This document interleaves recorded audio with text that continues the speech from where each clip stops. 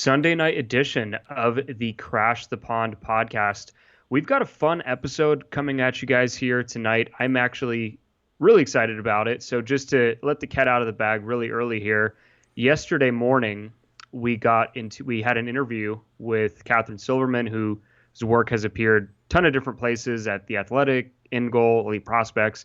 We talked about goalies. We talked about John Gibson, Lukas Dostal, and so we're gonna plug that in at the end of the show here. So if you're viewing live on Twitch right now, stick around. Once we're done doing kind of our main show here, Jake is gonna let it play. But that was a fun one, Jake. I'm happy we did that. I was extremely tired and running on no sleep and no coffee, but it gave me energy as we got through it. It was a really fun interview to do. I think it worked really well. I think Kat was awesome with her to give us that time. And basically we were planning on only making it 15 to 20 minutes, ended up going 45 minutes instead, and just really Shocker. Shocker for us. Yeah, fair enough.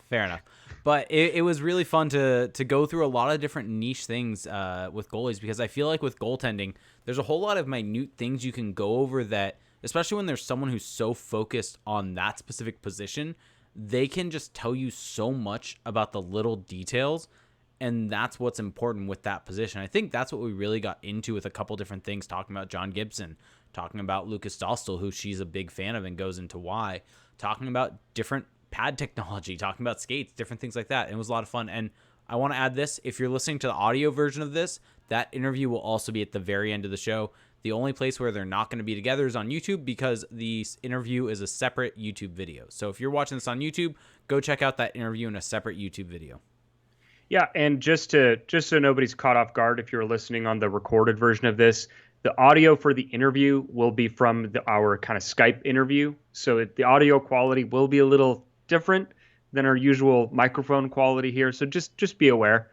I'm the kind of podcast listener to the shows I listen to where I notice those things. So just letting you know ahead of time. But it was great. The biggest thing for me was just it made me kind of reevaluate how I look at goalies a little bit, because I think over the years, I have gotten maybe a little too much into only looking at the goalie analytics that we have.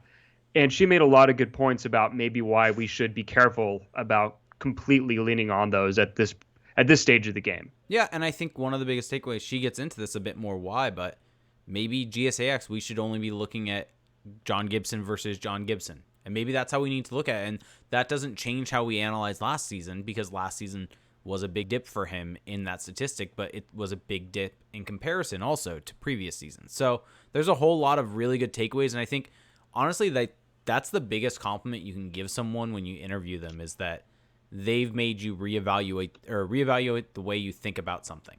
And they force you to kind of question your methodology on something and make sure that you understand what you're talking about. And I think she did that for us, and I hope that she does that for all of you. Totally. And a surprise guest appearance at the very end of the interview as well. Yes. So if you go watch the video on YouTube, we have a video up there just of the interview. You'll see what I'm talking about. Okay. We've got a couple things to get into here, and by a couple I mean about 5. So let's just get right into it. The NHL restart is slowly approaching, although slowly might not be the right word, because it seems like it's at worst a month or two away. So, Jake, what's the latest on that? So the latest is the two sides have finally found some common ground, and they've put aside the financial talk and started actually figuring out how the league's going to restart. The chatter that's happening is that the January 1 start date, it's not happening. It's just not going to. And so there are some places around the league that are talking about, or some people are saying their sources are telling them January 15th. Pierre LeBrun is one of those that is saying January 15th is when it looks like they're going to start. Brian Burke has actually said he's been told by other people that it's going to be about a February 1 start date with the January 15th training camp start. The January 15th start would be a January 1 training camp start, or January 2nd training camp start. The big thing here, and the reason why that training camp would kind of push, is I guess players really don't want to lose Christmas. And so that's a big thing for them. Christmas is coming up. They very rarely get it, so they want to have that with their family this year, and then they're fine basically the 26th going straight into it if needed. The other thing that is a part of this is that the 7-day voluntary pre-camp for the 7 teams not involved in the postseason does remain on the table. So if this does end up getting finished, and let's say it's a January 15th start date with all teams in the league starting their camp, it's with it being a 2-week camp on like January 1 or January 2, the Ducks do have the option to do a 7-day or start 7 days prior to that as a result of not making the playoffs. So the Ducks, Kings, Sharks, Senators, Red Wings, Sabres, and Devils all would fall under that. And I guess that would probably be the December 26th start date would be for the Ducks and Kings and different teams like that. The other thing is it sounds like a 52 or a 56 game schedule are being talked about, with 56 games being obviously the more likely scenario, or the one that the owners and the players want, because then you get more revenue. Pretty simple on that front. And basically the other big thing, and the reason why they're looking at that amount of games, is they want the Stanley Cup to be awarded in early July at the absolute latest. And this was a little nugget in the Pierre LeBrun article, and it makes complete and total sense. The Olympics are going to be this summer. So that's NBC's coverage. And so if you want to get time on NBC, you're not going to have any time during the Olympics to put your product on TV. So it makes complete sense that the NHL wants to have their Stanley Cup awarded prior to that. It makes sense that NBC wants that to happen. So that would make the most sense that they're looking at July. And basically, if these talks break down, if different things happen where it does force into February start, I bet the way that they would handle it would be an early or a less amount of games. One other thing I have heard, I believe it was on Hockey Central at noon, Brian Burke was mentioning this, was that the way they would try to do this season more so would be kind of like a baseball format, where you go and you play 2 to 3 games in one place before you leave. And so if the Ducks, for instance, were in the same division as Minnesota, as we've speculated, they would go to Minnesota. They would play probably 2 to 3 games, maybe 3 games in 5 nights, something like that, all in Minnesota.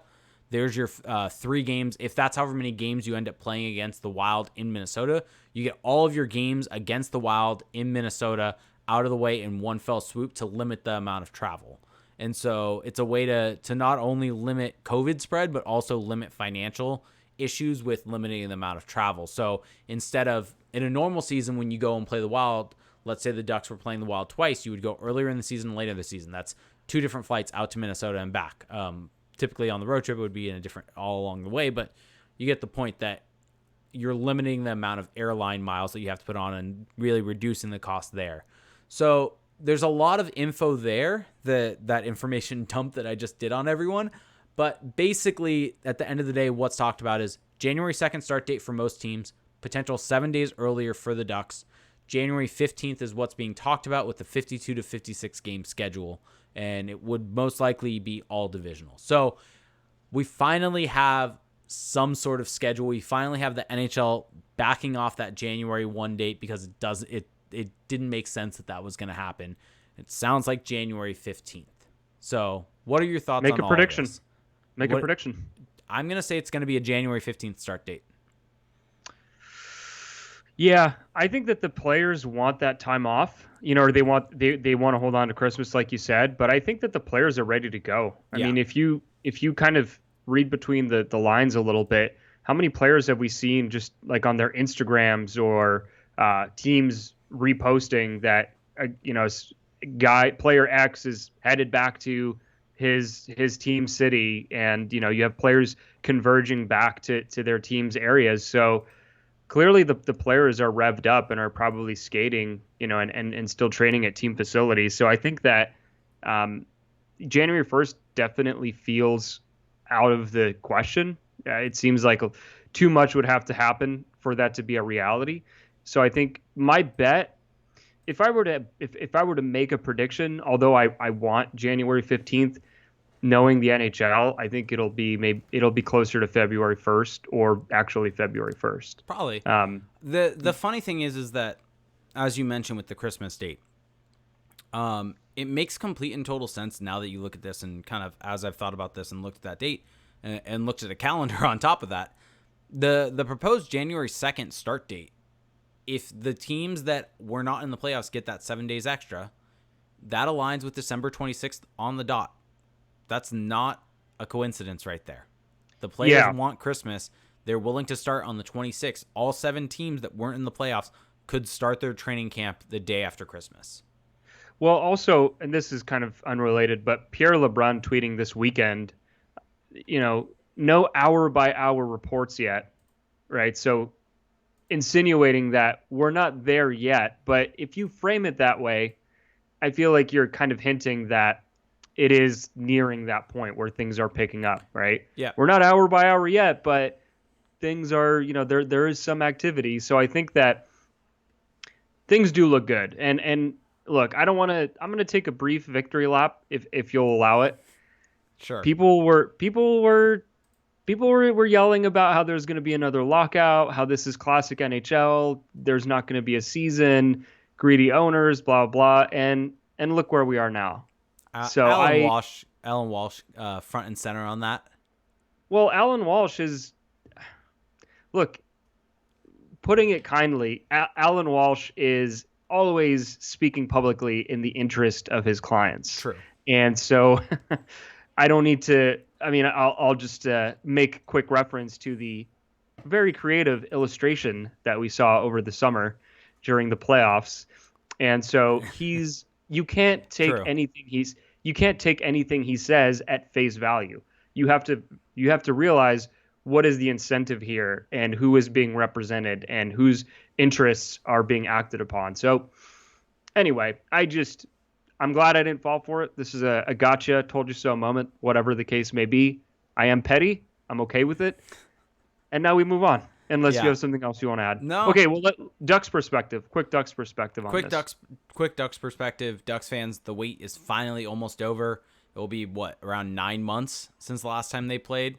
Very long period of time. But closer to a year. Yes, the extra 7 days I think would be helpful just to give them a little bit of a jump start into the season.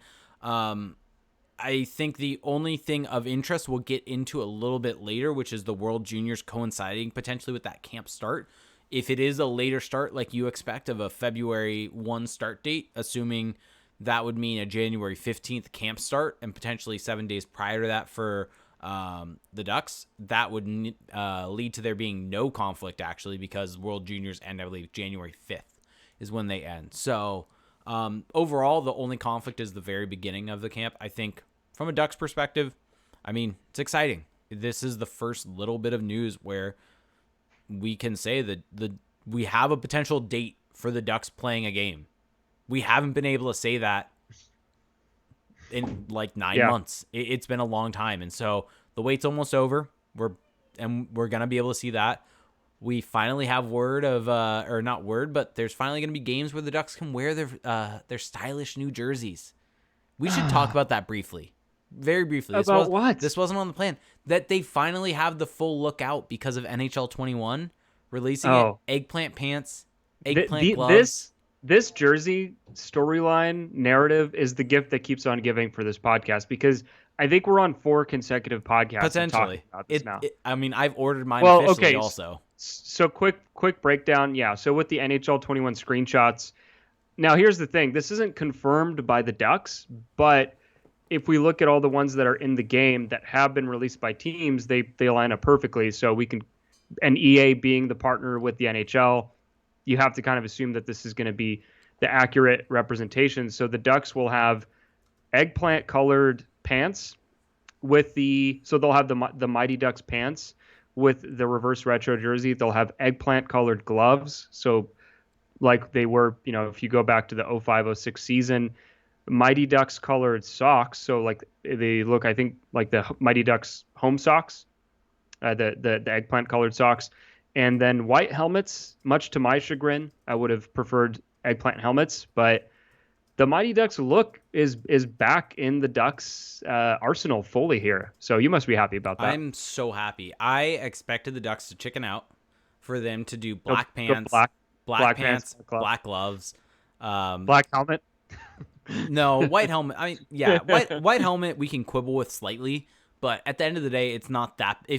If the only thing that you're mad about it's cowardly that you're mad about is a white helmet, then the look is overall pretty good. And so the fact that they went full on with it, I am so excited, and it's going to be look so good on the ice. I have officially ordered my jersey from Cool Hockey. I went with the Ryan Getzlaf. I realized I don't have a Ryan Oh, Getzlaf jersey. I should just go with you it. went Getzlaf I after. think So was it so. on this show or the No, it Patreon? was it was the Patreon. But here's my logic also behind it. Mhm. I don't have a Getzlaf jersey. I should get a Getzlaf jersey. He is This might going. be the last season. This might be his last season. I should probably get one as a result of that. I also think this jersey looks really cool with a Captain C on the front. I think the letter on the front really fills the space in a way that doesn't fully happen without that letter. And so I think it looks better with a C or an A on the front. And so all that led me to wanting a Getzlaf jersey. Okay. Well, yeah. So for those who don't know, we did a Patreon pod which basically just turned into Jake trying to figure out as we were recording who he should order Yeah. on the back of the jersey. Yeah. So I'm glad that you landed somewhere. Yeah. Thanks. But yeah, Thanks. so little jersey update for you there. Now, on to the next item. So the Ducks, among I think 3 or 4 other teams, are considering hosting games outdoors next season so that they can have fans, so that they can have some gate revenue. So what are the specifics on that, if you have any? Yes. So the specifics on it are basically some NHL teams are exploring the option to play outside due to the fact that basically the counties, the cities that they're in definitely would not allow fans inside and would sooner allow fans outside than inside. And so the cities that are in the mix are Anaheim, Boston, LA, Pittsburgh.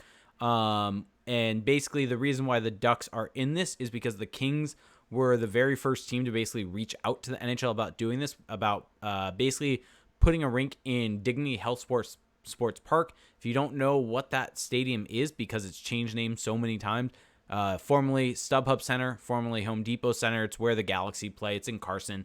It is owned. The reason why the games would be there is Ann Schultz Entertainment Group owns the Galaxy and owns that stadium, and they are the owners of the Kings. So that would be the big reason there. And basically, they came to the Ducks and were like, "Well, if we're doing this, would you want in?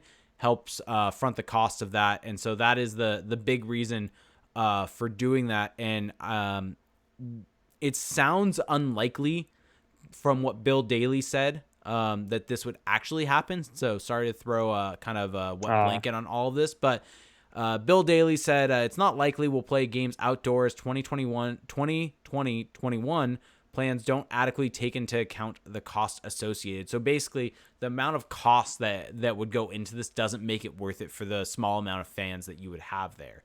Now, well, that's the thing. Even if you have the outdoor game, it's not like you're going to pack the stadium. Correct. So, and having said that, people would probably wonder, is this possible? Could they even do it? Different things like that.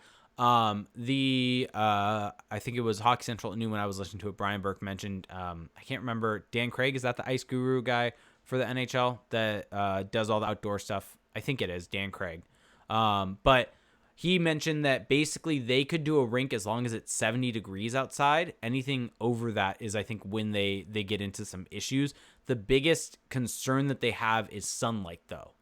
And so if it's under 70 and there's sun on the rink, that can cause an issue. So maybe they would look at adding, because if you don't know, Dignity Health Sports Park is completely open. It has some shade areas over the seats, but it doesn't cover the field at all. So maybe they would add something over the stadium, like a tent during the day, and then play the games at night or something like that. But this would only also be later in the season when California or LA would allow them to do this. So overall, it doesn't seem likely. It's an interesting idea.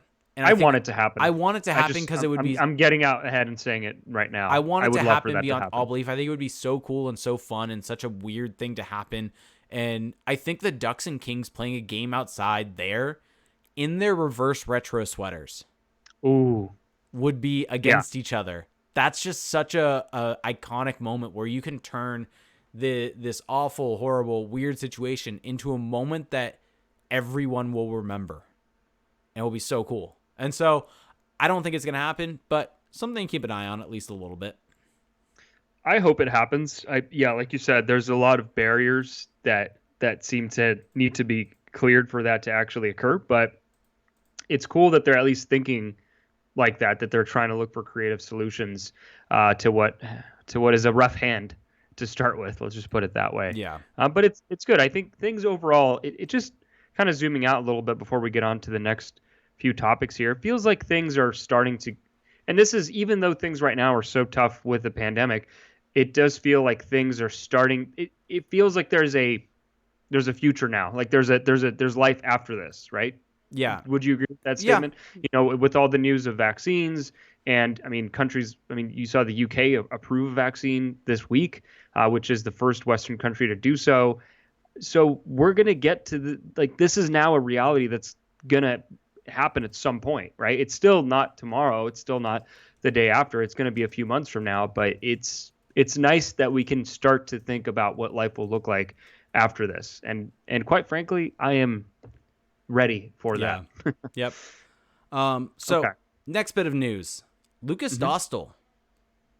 We've talked about him. We've coming to America. Yes, we've talked about him a little bit here and there on this show, obviously, and obviously you can hear just a little bit. You can hear what Kat Silverman's thoughts on him are. Spoiler alert: she loves him.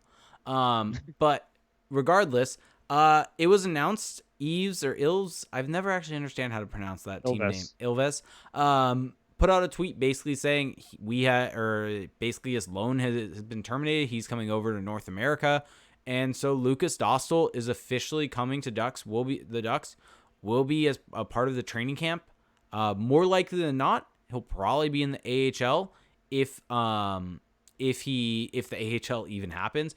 But here's we'll let you kind of listen, go through, listen to the Kat Silverman interview. She does a much better job than you and I could probably do about talking about his game, seeing as she's seen probably more of his game than either of us have. But some of the numbers on him are just very not shocking, but they're so impressive. And I think they're startling because of how good they are. There was the word I was looking for. But last season in in Liga, he had a .928 save percentage in 43 games. That was good for third in Liga last year. And if you go and look a little bit deeper and look at guys, because last year would have been his draft plus 2 season, you look at Liga and look at guys in their draft plus 2 season. In the last 20 years, the best save percentage by someone in their draft plus 2 season was a .929 save percentage. In 47 games, UC Saros put up a .929. Dostal, like I said, .928. Other guys in that category that have gone on to have some pretty good careers, Tuukka Rask, even some guys that have just become solid NHLers or decent NHLers. Kerry Ramos there, he's, like I said, decent NHLer. Decent, yeah, right? But Alexander Georgiev, .915 save percentage in his draft plus 2 season in Finland. And so there are some good players that have come out of this league, some great goaltenders that have come out of this league. And for him to be that fifth, league is a goalie factory. For him to be fifth all time fifth in the last 20 years in save percentage by someone in their draft plus 2 season, that is impressive. That shows you what type of game he has and how good he is at such a young age. And the biggest thing for him now, and this is why it makes total sense that the Ducks are bringing him over, is adjusting to North American ice, adjusting to the different angles, the different play style. Because Finland does not play on an Olympic size rink. They play on a bit of a hybrid. It's halfway between an Olympic size rink and an NHL size rink. But there is still an adjustment that comes playing on a North American size ice. And so just for the record, though, this current season, Lukas Dostal, I think what was it, 941 save percentage in 11 games. So he was just otherworldly over there. And it was time for him to come over. It's time for him to get adjusted to North American ice. And I'm really excited for what this means for the Ducks, because he may not become a John Gibson replacement in the sense of a Vezina winner, top tier goalie like John Gibson has become, but there is a ceiling there of that. And I think that is what is exciting, is that you have this guy that could potentially come in and push Gibson a little bit and provide an option. In worst case scenario, he becomes good, and either that leads you to trade Gibson or you trade Dostal for something. And I think overall, having someone this good in your system is a good thing for the franchise overall. But I mean, you look at some scouting reports. I mean, such a shame that he's 6'1". We don't worry, folks. We brought this up with Kat, and it was good. It was good. I won't go any further. But what's interesting, this is a total tangent, but with Georgiev, I didn't realize that he played in Finland. I didn't either until looking at Liga. this list. And I didn't even know he was Bulgarian or born in Bulgaria. So anyway, the more you know. Back to Dostal, though. So I think that the way I see this playing out, I think one way that this could play out, which would be interesting, is the Ducks just have the best tandem in the NHL. Yeah. They don't pay John Gibson an exorbitant amount. He's at 6.4 million a year, and with Dostal, who's going to be on an ELC, even when he does have to be extended after that, it's unlikely he's going to fetch this big extension unless the Ducks trade Gibson before that, or right. It just feels like he's not going to command that big money just with the way this hierarchy is set up. So if the Ducks could have this excellent tandem where you can take quite a bit of work off of John Gibson's plate, I'm thinking a clean split, 41-41 in an 82 game season. Yeah. That would be optimal, because I think personally that in the current climate of the NHL, with how taxing the goalie position has become on goaltenders' bodies, you really want to save your starter, your higher level goalie for the playoffs, and whatever you can do to get there is how you should be strategizing your deployment. And so the Ducks have not done a good job of that at all since John Gibson has been their unquestioned starter. And Ryan Miller has, it's the nature of his age range. He's not going to be that kind of guy who's going to get up into that amount of games played. And so it will be interesting to see what they end up doing there. But I think that would be the optimal way to go. And hey, if Dostal does become so good to the point where, hey, maybe you trust him to be your 50-ish game starter, then maybe you do trade Gibson. But that's a conversation for another day. We haven't seen him play an NHL preseason game or an NHL regular season game. So but that's a good problem to have, basically. It's good. I mean, this is kind of an unexpected big positive point in the Ducks prospect pool, because we've talked a lot about how the Ducks prospect pool is lacking in star talent, and Lukas Dostal, as far as goaltenders are concerned, is closer to that than not being a potential star caliber goalie. And so that's exciting. And it changes your long-term outlook, because it's such an impactful position that it gives you some flexibility. Now, I would still caution, right? As much as we're singing his praises here, rightfully so, he's earned every bit of it. We have to see him play in the NHL. And with goalies, one thing to remember is the development curve. It takes longer for them to really get to that point where they're comfortable NHL starters or even, backups. So wait and see approach, but it's good so far. It's exciting. Yep, exactly. Okay. Well, we're just rolling through here. Now this one may take a little longer for reasons that Jake has forced upon the show, but you'll find out why. What do you mean forced upon this show? What do you mean by that? World Junior Championships are happening. For those who didn't know, there's a bubble in Edmonton, I believe. Yes. Actually, it's the same as the NHL bubble. Same location. Starts on Christmas Day, I believe, or is it Boxing? Nope. Start on Christmas Day, exactly. So they go from Christmas Day, December 25th to not January 5th. January 6th is when the potential final would be. Also, before we get into the rosters, all those different things, Lewis brings up in our chat a good point. Mm-hmm. Have you seen the skates for the World Juniors? You haven't seen this?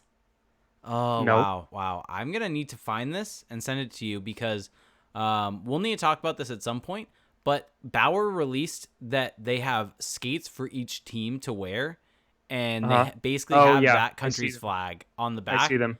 Those are cool. So good. And the fact that we're actually getting skates that are customized in different ways like that makes me so happy, because I feel like skates are the one thing that the NHL should do more with. CCM is doing it as well, apparently. Oh, they are? So it's just basically no matter what manufacturer you're using, they're going to have that. They're going to look so cool. The CCM ones actually look better. Oh, really? I'm going to need to look this up then. Yes. Well, so anyway, all of this this was from last year's World Junior. Sorry. So CCM had actually already done this. So Bauer late to the party, but I guess they're doing it for multiple teams. For the World Juniors, though, from a Ducks perspective, the Ducks have a handful of players that are participating in their team's respective camps, and we don't know if all of them will actually end up being on the team, but once I read you the names, we'll see how you feel. So for Sweden, Albin Sundsvik, who the Ducks drafted this year. And then for Team USA, you've got Samuel Colangelo, who the Ducks drafted in 2020, Henry Thrun, Jackson Lacombe, Trevor Zegras, and then on Canada, as you'd imagine, Jamie Drysdale. So let's go. How do you want to do this? How do you want to break down each? You want to go team by team? Sure. Let's start with Sweden. Let's get this out of the way. It will be the quickest one. Albin Sundsvik, does he make the team? I think there's potential there. If you look at a roster from about a month ago when they were playing some development camp games against different teams, Albin Sundsvik was involved with the roster and played, I believe, a third or fourth line center role for the team. And so it seems like he does have the trust of that coach. So I wouldn't be shocked if he makes the team, but it would be in a lower six role, not playing huge minutes for Team Sweden. With obviously the bigger minutes going to guys like Lucas Raymond, Alexander Holtz, different guys like that as compared to an Albin Sundsvik. But I wouldn't be shocked if he makes it. I also wouldn't be shocked if he didn't make it. So I don't think he's that high end of a player. So I don't think they benefit necessarily from having him. But it seems like he has a spot on that roster from pre-tournament games. So give me a couple minutes, but the SHL actually has advanced stats, and I can pull those up on Sundsvik. Interesting. Should have probably done this. Yeah, SHL and Liga have advanced stats. It's shot attempts. It's not, we're not talking expected goals basic here. But it's better than nothing.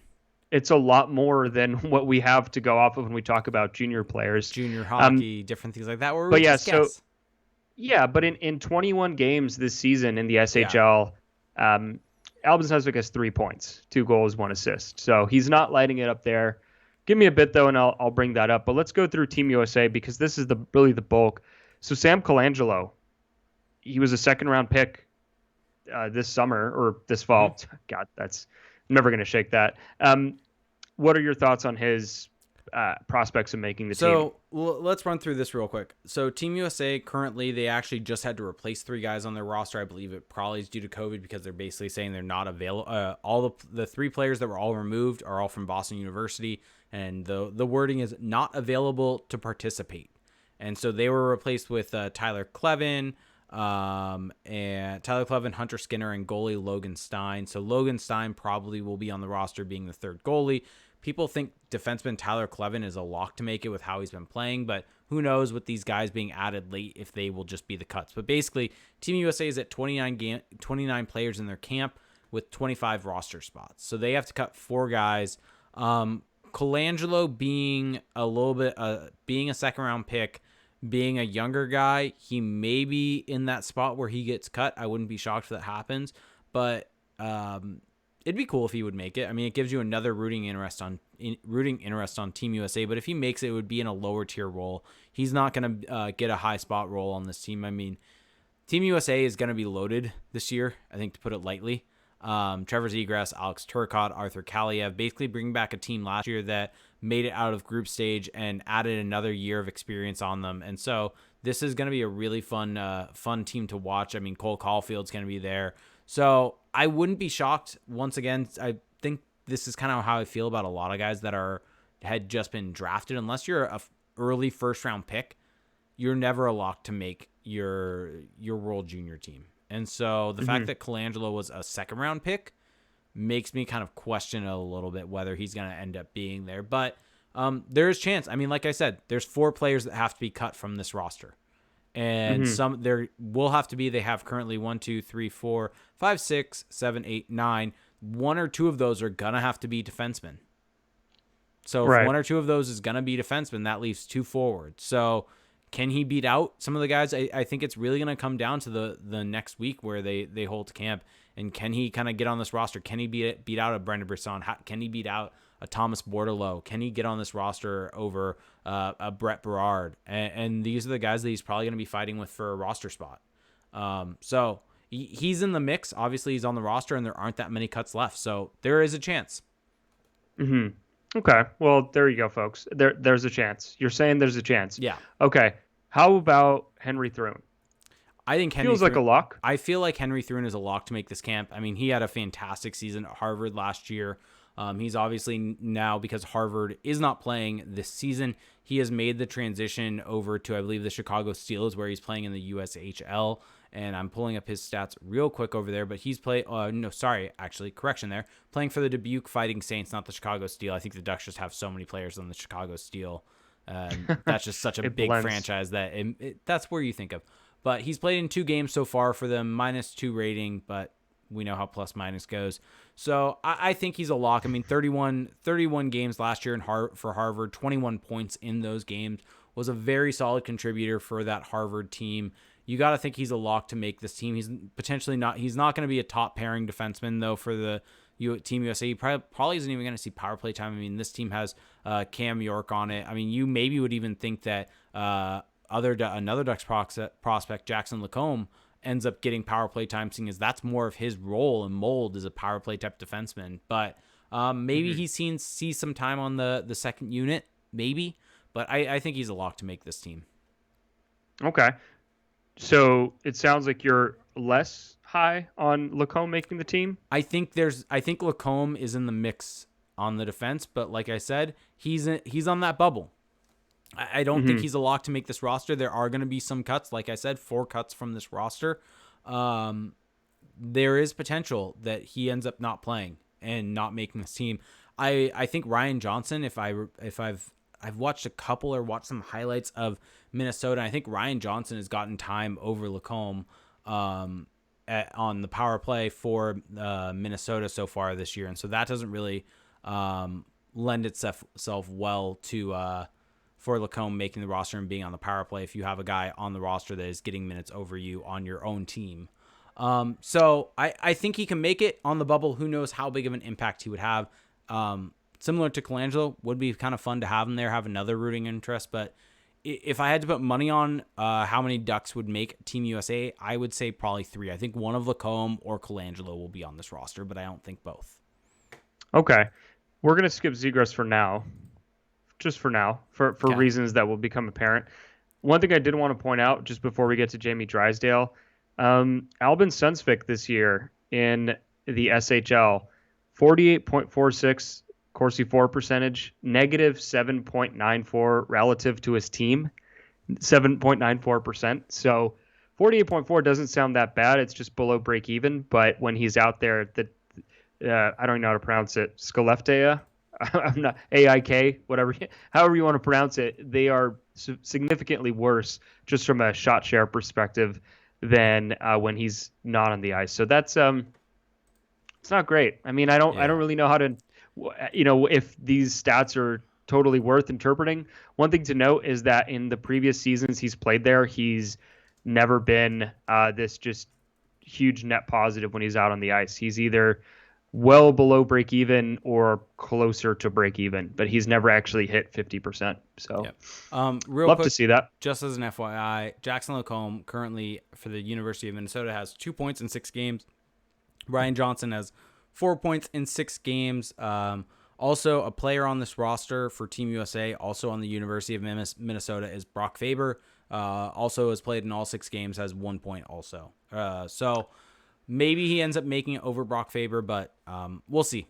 We'll have to wait and see on that. I believe they probably have about a week until they need to set their rosters. Jamie Drysdale, lock. Absolute lock. Should be on the top pairing, I would assume. He'll probably be on the right side with Bowen Byram being on the left side for that spot. So expect Jamie Drysdale to play big minutes. He was paired with Bowen Byram a bunch during the pre-tournament camp. And so it's going to be exciting to watch Team Canada see what Jamie Drysdale can do with elevated minutes, with an elevated role. He's going to be, they're probably going to be set with shutting down the other team's top lines. We could potentially see Jamie Drysdale against Trevor Zegras in this tournament, which could be really interesting to see those two go up against each other, and the skating and the creativity of Zegras trying to go up against the skating of Drysdale and see what they can do against each other. Could be really fun to see that. Now we finish off with Trevor Zegras, who, I mean, he's a lock to make this team, right? Yes. But from a Ducks perspective, because the Ducks, I think, have to be considered a little bit, just from you personally and as an organization, do you think it's better for him to play in the World Juniors or just focus on getting ready for the NHL camp? So I think no matter what, in my personal opinion, I think playing in World Juniors is better. I think the only conversation that we could have is if the NHL was going on right now and World Juniors would cause him to miss actual NHL games against NHL competition, I think you could have a conversation over whether he should go to World Juniors or play in the NHL. But if it's training camp, if it's pre-camp, even with how it is, with the potential for the only thing he's missing is those additional 7 days of camp, different things like that.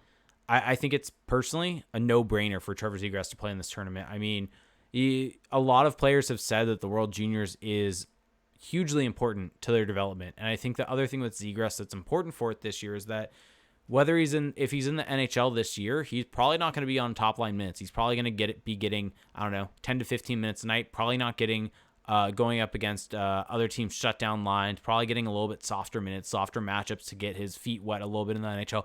Maybe if he ends up tearing it apart, maybe other teams take notice. Maybe they start matching up top defensemen. But in this tournament, he's going to get the top matchups. He's going to be playing the top minutes. I think he's going to be on the top line without a doubt for Team USA. Who knows if he's going to be a center? Maybe he's playing on the wing of Alex Turcotte, and that's how they split it up. But he's the most creative player on Team USA. He showed last year that he is that, and he now has to follow up on that. And I think that's important for him this year, is that he had a great tournament last year. Now it's about continuing that. It's about consistency, and that's something that's important in the NHL. And I think it's important in this tournament, is showing that you can do it. You can do it the previous year on lower minutes. You can do it this year in higher minutes. And I think that's an important situation for him. And it's a high leverage tournament. It's a short tournament. It's 2 weeks. It's not going to take him out of camp for that long. Yes, there is the risk of injury, but I think what he has to gain from this tournament, especially if he has a great tournament and then can go into camp right after that, I think that benefits him more than just being around, going to great parks, skating with guys. I think he just has a lot more to gain from a skill level, from a development level on all different fronts, and it doesn't take away from any NHL game time. So I'm of two minds on this. I mostly agree with everything you're saying.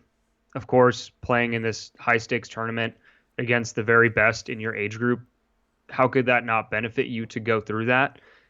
For me, kind of my only reservations are more of the opportunity cost of going. I think that if he goes to this tournament, he's going to come back, be in training camp, and if he does arrive late, which I don't know how that's going to shake out with the way the schedule is lining up, I feel like that may diminish the chances that he makes the team out of camp, and then that could extend the time he has to play in the AHL, depending on what the AHL looks like. And that just means it's going to be longer for us to see him in the NHL. And so is that such a bad thing? No, not necessarily. I would just prefer to see him in the NHL right away, because ultimately that's where he intends on playing. And I don't think that he's the kind of player who's going to need a ton of grooming in the AHL. I think that maybe we have overstated just how impactful he will be right away, because he's going to be making a significant leap from college into pro hockey. And there are some people who think that maybe he made the jump too early. Craig Button being one of them, who is one of the voices that I listen to on scouting matters and prospects. So that's going to be interesting. But I would just rather see him give it the absolute best shot he possibly has at making the NHL out of camp and seeing how that goes, as opposed to seeing him play for Team USA. And that's just my own perspective on it. I understand that for his sake, I'm sure he would rather play with his friends, right? Because these are guys he grew up playing with. It's a lot of guys he played with in the national team development program. Exactly. So I think all these things can be true at the same time, and I don't necessarily think there's a wrong answer. Me personally, what I would do is not send him over, but if you do, and that's what's going to happen, that's not a bad thing. Let me ask you this. Does it change your perspective if, let's say, camp starts, I don't know, January 10th? And so even if they won World Junior Gold, that goes January 6th, so he would be at camp on the start date. Does that change your opinion? Because as of right now, if best case scenario the NHL starts at the earliest potential date, camps for the Ducks would open December 26th. camp for everyone else would open January 2nd with a January 15th start date. So that means he would potentially, if they make the gold medal game, play until January 6th. Then he could come into camp and still have time in camp, that is, before the season starts. And so I think you can make the argument there that you're making, but I don't know if that argument necessarily holds up as well if you get into a situation where camp hasn't even begun when the time the gold medal game happens. Well, so to me, even if, let's say, you show up even if you show up before camp starts or the same day or the day before, you've just gone through this very intense tournament. You're not going to be, okay. You're not hitting the ground running, in my opinion, because you're spent, right? You're giving it, in theory, you're out there giving it everything you possibly have to go and get that gold medal, right? To win the tournament. And so I think that does take away a little bit from your ability to then be at your best in a training camp. Now these guys are young and they have a ton of energy. They haven't been sitting around, but they've just been training for the past year almost. And so they've got a lot of gas in the tank. But to me, still, I would just rather see his absolute best attempt at making an NHL team. Real quick, I just want to follow up on that. I actually think it could be a big positive because a lot of the people are going to be kind of going in slow, trying to get the legs about him. The Ducks haven't played in 9 months, different things like that. Possible. Whereas he's going to have 2 weeks of very quick games, back to back to back to back, which is honestly how the NHL season is potentially going to go. That's fair. So I think it's going to be good, a good situation for him on that. So that's basically it there. Real quick, want to mention this. Hockey Boys asked us if there's any word on what's happening with the AHL. The only thing that I've seen or heard on that is listening to a couple different things is that there's no way that the Canadian teams are moving their AHL teams to Canada because it didn't make sense cost-wise for them to play games in their stadiums. So, for instance, Calgary Flames, their team is in Stockton. So, for them to move the Stockton Flames and have them just play in Calgary in the Calgary building. Stockton Heat. Stockton Heat. But move them to Calgary, play them in Calgary, and just do a Canadian AHL division. The cost was too prohibitive for that to happen. So with that being the case, there's talk of potentially not having AHL teams for those guys, I think, and just doing a taxi squad. So they just have a reserve list that practice is potentially what will happen. So even if, kind of like MLB also. And so even the AHL is kind of in flux. And so we should not take for granted that there's going to be an AHL season, or if there is, what it will even look like. There may not be a full slate of AHL teams. You may just see, I don't know, San Diego, San Jose, LA, or Ontario, maybe Vegas has their team, and same thing with Arizona. They just all play each other. And it's almost like this localized little group of teams just to play each other at games and games against each other at a high level competition. So who knows? I haven't seen anything official on what's happening there, but that is what I heard on the taxi squad situation, which would be. And that does affect the Ducks because there's a few guys who are not going to make the team out of camp. And if Lukas Dostal more likely than not will be an AHLer, and so what's happening there? Right. Yeah, guys who make it, guys who don't make it. There's a ripple effect either way. And like a guy like Max Comtois, I mean, he might not make the team out of camp. Yeah. Max Jones, right? These are guys who you would expect to take another step forward. But until that actually happens, until you see it, you kind of have to leave open the possibility that they start in the AHL. But we don't know. We don't know what that's going to look like. Yeah, and so I think that's the biggest thing to know is it's not a locked in place thing that the AHL is happening. There's a whole lot of iffiness there. But that's basically it for us tonight. Did you want to go over the fan vote? It's up to you. I'll leave it to you. Do you want to save it for the Patreon or take care of it here? Let's see here. One thing there's a couple of tidbits I wanted to go over. Okay. We'll just run through these. So The Athletic did a fan confidence survey for each team and just asking a number of different topics. And they did a scale for some of these, and for others it was a pie chart. So let me just ask you if you agree with these. So this is the first question. Which directions should the Ducks go in 2020, 2021?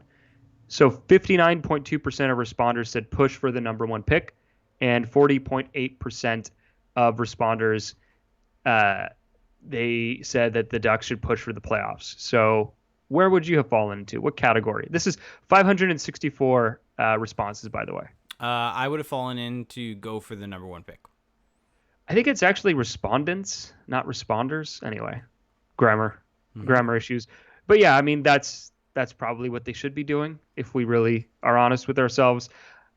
Okay, 1 through 5 scale. Ooh, Five being the real highest. quick, Hockey Boys brings up a really good point on the tank thing. Ooh, If yes. there's a year to tank, it's now. No fans in attendance, so you don't have to worry about revenue. Yeah. True, and you don't have to have the whole, oh, well, someone spent their hard-earned money to come see you. Yeah. And you gave them a subpar product. Yeah. So that's a good point. Yeah. Should the Ducks break up their current core? So Getzlaf, Raquel, Lindholm, Fowler, Gibson, etc. Yeah. 60% said no. Yeah, it makes sense that 60% says no, but the answer is yes. Okay. How concerned are you about the team's current direction? So 32% said that was the highest percentage. We're at a 3 out of 5 Where are level you of seeing concern. this order? I have the article up, and it is so different. Well, there's a lot of these. There's a lot of items. Okay, yeah. The order I've got is different, but let's keep going. There's a 1, 2, 3, 4, and 5. I'm so confused. Okay. What do you mean? No, I think are we looking The x-axis is 1, 2, 3, 4, 5. We're just not looking at the same thing. We're not looking at the same thing at all. Level of concern about the team's current direction, 1 through 5. 5. The majority of respondents in 3 out of 5. Yeah, it's a 5. You would be so if you say 5, that means you're in the 12.5%. Yeah. Interesting. Yeah. Interesting. 5. What is your confidence level in Bob Murray as a general manager? Can you guess which number was the highest percentage? Can I guess? I haven't gone to it, but I bet it's probably 2. It's actually 3. Yeah. 36%. Yeah. Now should be 1. Now 3.4%, which is 19 people, had a 5 out of 5 confidence level with Bob Murray. Is that just Bob Murray's family that just all got athletic subscriptions? Those are the people at that the same time? Those are the people that somehow end up in our mentions from time to time. Yes. Okay, here's an interesting one.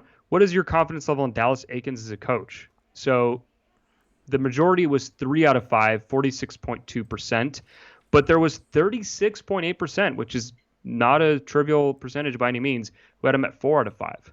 So where would you have landed in that? I think I would have been at a 3. I think my confidence is mediocre. It's lukewarm. It's not. I'm not overconfident. I'm not underconfident. I think we need another year to see what actually happens. And I think that's why I end up at a 3. We also need a better roster, yes. I think, to understand what he can do. What's interesting to me is that more people had him at 5 than at 1. And you would think the way last season went that maybe that would have been flipped. So 31 people voted 5 out of 5, and 3 people had him at 1 out of 5. So who are these 3 people? Are they just I have a hunch. I have a hunch at who those 3 people are. We know them. Benny? We know them. Benny, Time. We're calling you out. It's all good. Love you guys. Let me see. Let me give you a couple more, just a couple more, because it's kind of fun to get your reaction on this. Keep the captain right where he is at the right price. So would you re-sign Ryan Getzlaf? So 88.4% of people said yes, they would re-sign him. Where are you at on that? Yeah, you re-sign him. Yeah. Well, apparently I'm team Getzlaf is great and Getzlaf is untouchable. You are? Per my last article. Oh yeah. That's right. You had a whole a video made about your piece. Yeah, it's an honor. It really is. Anyway, okay, let me give you one last one here. So this is kind of interesting. Let's see here. Where was it? So who is the Ducks' best blue liner?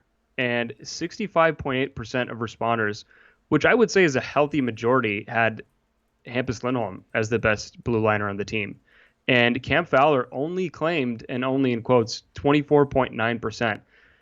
Is there anything about that surprises you? No. And Lindholm should be the best defense, or considered the best defenseman on this team. Fowler was the best defenseman last season, but I think Lindholm was the best defenseman. Maybe. I think he was the best defenseman last year. Yeah, I think there's still an argument for Lindholm, but I do find it interesting that it's such a overwhelming majority for Lindholm, because I think a lot of fans still, at least my thought, maybe Athletic subscribers are just not of the same. They're not the same people that I get in my mentions when I criticize Fowler. That it's always felt like people still regard Fowler as the best defenseman on the team, and I guess maybe Lindholm is getting more love than I expected. Yeah, potentially. Okay, there was another one that I really wanted to bring up to you, but oh, here we go. Okay, are you ready for this? Mm-hmm. Which colors and logo should the Ducks adopt? So 20.6% of responders said the 2005 to present era, which I would assume means the current kind of black, Orange and gold. black. Yeah. And then 37.4% said something to represent both eras, meaning old and new. And then 42% said the Mighty Ducks era. So where would you fall in this three-way, I guess, split?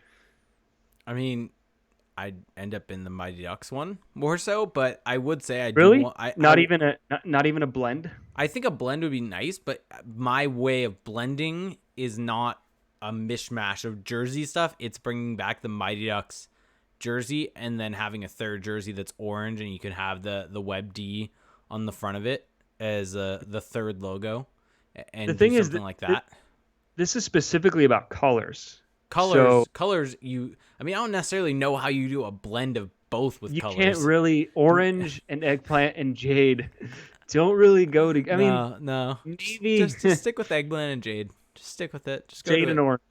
Jade and No. orange. No, Okay. no. Well, this was fun. This Yeah. little mini pod. This so just for those who are going to stick around in our live chat here. So we're going to play the Kat Silverman interview, so you can stick around and watch that if you'd like. And for those of you listening on the audio recorded version, we're going to play that interview here in just a couple of minutes. But before we get out of here, as we always do, a few ways that you can support the show. So number one, would you say Patreon is number one? I think Patreon's number one. I think that is the way that you can support us, that you as a listener get the most out of it.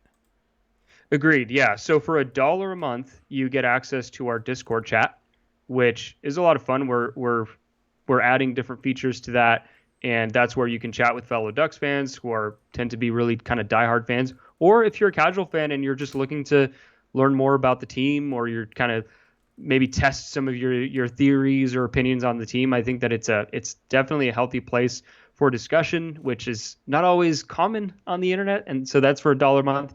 You get access to that. And once the season begins, which we know it will in the near future, you will also have access to our live chat during the game. So we're going to hop in there during games and just go back and forth with patrons, which is something I actually miss. I miss texting or messaging people. I'm excited, while watching hockey. and one thing we should add is that as we'll probably add it to probably the $5 a month tier. We'll discuss a little bit more, but we're in talks. Bringing something on me. Yeah, we've talked about it. We haven't confirmed how we're gonna do it, but we're gonna do some sort of watch along for Ducks games, specifically with the Patreon, and do it through Discord, or do it through Patreon, different things like that. Yeah. Patreon, I believe, has a way for you to do a live stream, and so we could do it through there. So but we're gonna make this as fun as possible, because the Ducks being back on our TV screens is reason to celebrate. So we have to make it special. And keep going. Go ahead. No, I was just gonna say I want to give a shout out to some of our recent patrons, but I realized you still have to talk about the $5 a month tier, the big one. Give them love now. Okay, so it's about them. The recent ones that we want to give some credit to. Since probably our last show, we had $1 a month pledge by Christian Carbonneau. Ginger Wolf pledged $5 a month. And then we had just recently, December 3rd, Marcus Osman, I believe from Germany, decided to pledge or become a patron of the show. And he did something that is new on the show, or on the Patreon. If you want to support the show and you know you're going to like it, you know you're going to keep doing it, you can do it for a year and get a little bit of a discount. So instead of doing $5 a month, and doing it for the whole year, and it's $60 for the whole year, you can do $54, pledge it ahead of time, you get the whole year for that amount, and so you get a little bit of a discount as a result of that. Danke. Is that how you say thank you in German? I have no idea. Well, thank you. That's really awesome. I love when we get different people from around the world tuning in. That's always really cool. Now, for $5 a month, you get access to the perks that we just described, but you also get access to 2 bonus episodes a month. And so if you enjoy the kind of lighter side of the show where we kind of go back and forth, maybe give each other crap or spitball about random topics, you do get a healthy dose of that in our bonus episodes, but we also have an opportunity to go more in depth, right? We're not doing these things as much on a schedule with different news items to hit. And so we can really go in depth on different topics that are both Ducks related. We also do league wide topics. So we'll do rankings, we'll do different things to really give you a broader sense of both the Ducks and just the big picture there, but also of the league as a whole. So that's for $5 a month. So you get both the chat and the perks that are coming with that and the bonus episodes, and you get to support your favorite show. So that's at patreon.com/crashthepond. Now, a couple different ways that you can support the show that have no financial constraints. If you just search for the show on Apple Podcast, search Crash the Pond, leave us a rating and or a review. Those go a really long way. They help us climb those charts. They help the show get noticed. They help us keep this thing going because truth be told, we want to keep this thing going as long as we possibly can, and we need your support to do that. So the Apple Podcast is a great way to do so. We are on YouTube, and that is a medium that I would say is growing for us. Agree, disagree? Agree. It's a fun little component. We have a lot of chatter in the comments there. Jake will respond to all of them. He jumps in there like a hawk. So I get notifications. I get emails about it. I got YouTube. I have email notifications on for comments on our videos. So if you comment, I see it. YouTube.com/crashthepond, and make sure to subscribe and also have your notifications on so that you know always when our show is going up there. We are on Spotify. So I really want to know now, if you've made it this far into the show and you're still listening, if we made it into your top 5 podcasts of the year, so you know how Spotify is doing your 2020 playlist, tag us on Twitter, at Crash the Pond. I want to see this. I'm curious if we made it into anyone's top 5. Hopefully someone comes out of the woodwork, but it would be interesting. And Jake, just as a forewarning, you don't get to contribute here. You don't get to just plug us. Sorry. Our show wasn't in my top 5. Wow. How dare you? Sorry. How dare you? Sorry. Bad fan. Yeah. Okay. But yeah. So if we made your top playlist, definitely let us know on Twitter at Crash the Pond. We do these shows live on Sunday evenings, 8 p.m. Pacific Standard Time on Twitch, twitch.tv/Crash the Pond. So what are the nuts and bolts there, the perks that people can get on Twitch, Jake? So if you subscribe on Twitch, so first off, if you just follow us, you'll get notified anytime a video goes live. That is something that's completely free to you. If you want to subscribe to the channel, if you have Amazon Prime, you get one free Twitch, I believe it's Twitch Prime Gaming or Twitch Gaming, I believe is what they're calling it now, subscription a month. You just have to link your Amazon Prime account to your Twitch account and hit that subscribe button. With that, you help support the show in more ways than you can imagine. With that, you get special emotes in the chat. You get a special badge next to your name. And like I said, you help support the show more than you can imagine. We had Ginger Wolf, who, like I said earlier, $5 patron. Thank you so much. Goat. They also resubscribed for 8 months to the show earlier tonight. And we had a couple different people follow us today. So, which, by the way, I just want to point out how huge that is, because the last 8 months have been some of the roughest that we've ever experienced. We've had to get creative with these shows. Yeah, and so for the people who have stuck around with us through this, I can't thank you enough. There's no real adequate way, but we are going to make this as much worth your while as we possibly can for as long as we can do this. Yeah, yes, agreed completely. Good. I'm glad we agree on something today. That's always we've healthy. We've agreed on a lot. Have we? I don't know. Yeah, we have. I don't know. I think we have. I can't remember anything these days. Yeah, exactly. Which might be a good thing. Actually, probably not. Okay, so any other items that I'm forgetting here? Nope. Apple Podcasts. I did. Well, I did. Yep. I did. We just talked about forgetting things. But Apple Podcasts, yeah, there you go. Staying consistent. That's good. Consistency is important. check us out on social media. Check us out on Twitter. Jake is on Twitter at ReindeerGames91. You get a healthy stream of Tottenham wrestling. Tottenham won today. North London Derby. London is ours. North London is ours. Oh, so good. Such a good sports day in general. You had War Games for NXT today. Chargers got absolutely crushed. USC won. I mean, as a Chargers fan, you should almost be happy because you're closer to Anthony Lynn being fired. Bringing this back to the podcast, Jess, good friend of the show, member of our beer league team. Yes, which I miss dearly, by the way. Said in our Twitch chat, she's subscribing to the channel because she wants to make sure that we can eat. That's good. Thank you, Jess. Thank you. You've seen us. Yeah. Not going to add anything there. I am on Twitter at Felix_Sicard. I mainly tweet about the Ducks. I'm like 95% Ducks. So when hockey season comes back, it will be 95% Ducks for me. I'm the yin to Jake's yang. It's been on a long off season. I've had to figure out things to tweet about. I've had to branch into new avenues. Are they new though? No. Actually, is there anything that you've added, like in terms of what you watch? I mean, weren't you watching like Korean baseball at one point? I tried because that was the first sports that we could have back. Yeah. Ginger Wolf said that you post more about the Ducks than I do. I'm like, yeah, that's probably accurate. Well, the thing is, if I tweet about the Canadians, which I'm often tempted to, I get maybe one reply. No one cares, so I might as well be relevant, I guess.